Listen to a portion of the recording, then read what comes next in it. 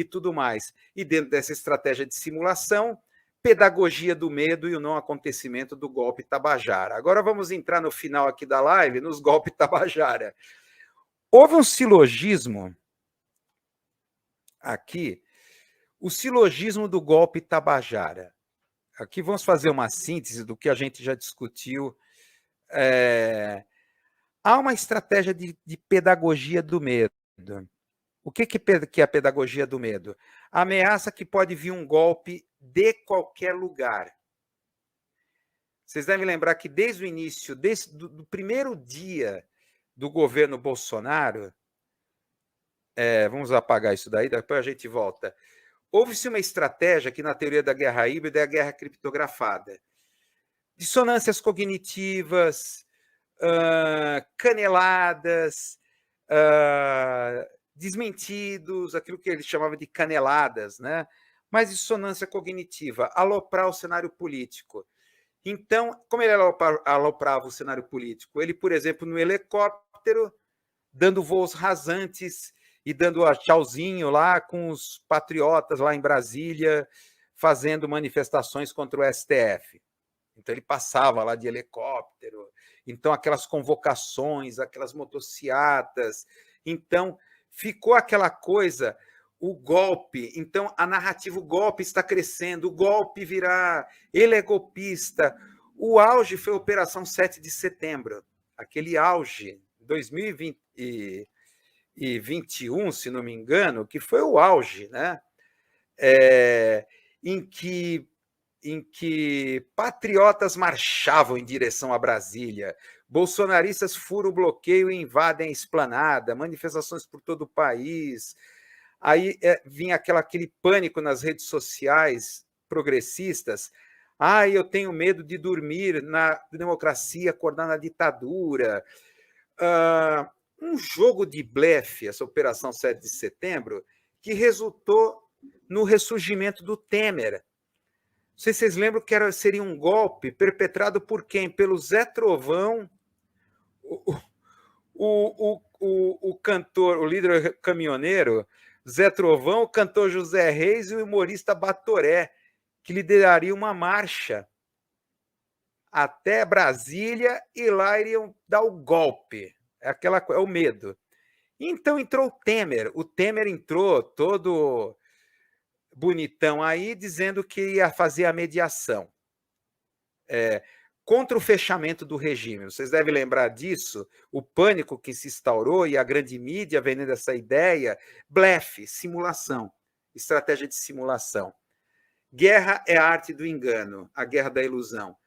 Por que esses sucessivos estímulos constantes? Vai ter golpe, pode ter golpe, fechamento do regime, fechamento, tal, para criar paralisia estratégica. A esquerda ficou, mas os militares todos pisando em ovos, a esquerda, tá? Para quê? Para entregar tudo ao judiciário. O judiciário vai nos proteger, tá? Essa é a estratégia básica. Então, o que tivemos agora, desde o minuta do golpe ao roteiro do golpe, é uma dedução silogística, que a gente até colocou na discussão da live no meio da semana, essa coisa, né? A primeira conclusão que chega nessa dedução silogística, aquela frase do nunca quisermos dar o golpe, tanto que não demos. Essa declaração críptica do chefe de Estado-Maior do Exército, o general Fernando José Santana Soares e Silva. Vocês devem estar lembrados, a gente está aqui. Nunca queremos dar o golpe, tanto que não demos. Espera aí. É muito estranha essa afirmação. Não demos golpe porque não quisemos. De uma forma críptica, ele está dizendo o seguinte: não quisemos dar o golpe agora porque não precisava. Se o general fala que tanto é que não demos, é porque considera um tema pertinente aos militares, o golpe. Então, reforça aquela ideia de que os militares é o poder mediador. Como é a democracia é frágil. Outra que veio essa semana. Graças a eles que a democracia está de pé. E, por último, e não menos importante, a matéria do Financial Times, governo Biden teria atuado na defesa do processo eleitoral brasileiro. Tá? Olha, o Biden, no frigir dos ovos, ele convenceu os militares a não dar o golpe. O Lula estava arriscado, de fato, a sofrer um golpe tabajara. Esse pessoal lá discutindo os militares da ativa lá no WhatsApp dos golpistas. Então, qual é o resultado? Qual é a conclusão que chega dessas premissas e as conclusões? Lula tem que ser eternamente grato a quem? Aos militares e ao Biden e à sua sorte astrológica, que é um cara sortudo, tá? Então o Biden, que aí o Financial Times dizendo que o Lula é um mal agradecido, que está ressentido o governo, Biden e etc. Esse é a estratégia lacerdista, udenista, tipo, se assumir, não vai governar, tá? Não vai se candidatar, se vencer não vai assumir, mas se assumir não vai governar. Então isso é mais um tijolinho na tentativa de emparedamento do governo Lula, tá? E a esquerda acredita nessa coreografia entre o PMIG, o judiciário, mais precisamente o STF, e a grande mídia, que faz essa coreografia, esse jogo de simulação, de blefe. Não teve golpe nenhum.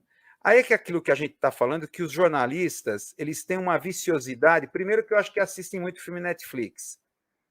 Golpes e República Bananeira, tipo Viva México, sei lá, Era Uma Vez no México, e outros filmes.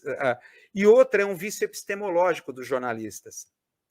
Eles acreditam que notícias são fatos grandiloquentes. Atentado do 11 de setembro, queda do Muro de Berlim, tanque cercando o Congresso no golpe militar de 64. Eles acham que notícias são esses fatos. Eles são incapazes de entender cenários, processos, como guerra híbrida ou a guerra informacional é uma guerra de ilusão, de engano. São golpes por processos que são, assim, vamos dizer assim, invisíveis, como um sistema operacional, que é o PMIG. E todo esse movimento que levou do impeachment da Dilma à vitória de Bolsonaro. Um golpe que já foi dado de forma híbrida e está aí em processo. Tá? Claro, teve que se aceitar o Lula, por quê? Porque a extrema-direita já ficou disfuncional. A extrema-direita é sempre útil, né? A gente sabe disso, sempre útil para o capitalismo. Tanto é verdade, dê uma olhada nisso, Bolsonaro está para ser inelegível. Então, lá a reunião lá o julgamento no STF, no STE, que vai ser retomado agora terça-feira, se discute na mídia quem vai ficar com o espólio do bolsonarismo. Então, pesquisa aponta Tarcísio como favorito, façam suas apostas. Opa, desculpa, aposta não, é palpite. Palpite, politicamente correto chamar de palpite. O futuro do bolsonarismo é tema de série de reportagens da Folha. Mas peraí, o bolsonarismo não é golpista? É uma jogada, porque é aquela coisa, eles têm que ter um plano B no bolso do colete. Tá? Se tudo der errado, aperta o botão eject, joga a extrema-direita de novo. Põe na rua esse pessoal maluco, bucha de canhão. Tá? Aquele efeito fliperama que a gente sabe. Bate as bolinhas tal, e você vê esse bando de maluco que vira bucha de canhão. Tá? Então, mas peraí, os bolsonaristas não eram negacionistas, eles não fizeram morrer milhares de brasileiros negando a vacina, eles não tentaram o golpe, eles não são golpistas. Aí eles fazem um exercício semiótico de separar bolsonaristas radicais dos bolsonaristas, sei lá, democráticos. É uma contradição de termos. Bolsonarista democrático. Então eles querem manter, enquanto eles tentam desesperadamente um campeão branco, Quer dizer, uma alternativa de centro, que eles não conseguiram até agora, deixa stand-by à direita. Vamos alimentar os tamagotchis. Não sei se alguém lembra dos tamagotchis dos anos 90. Aquele joguinho que você alimentava o bichinho lá. Alguém lembra do Tamagotchi aqui? Alimenta o Tamagotchi, deixa eles vivo. Um dia a gente pode precisar deles, tá? Para a gente avançar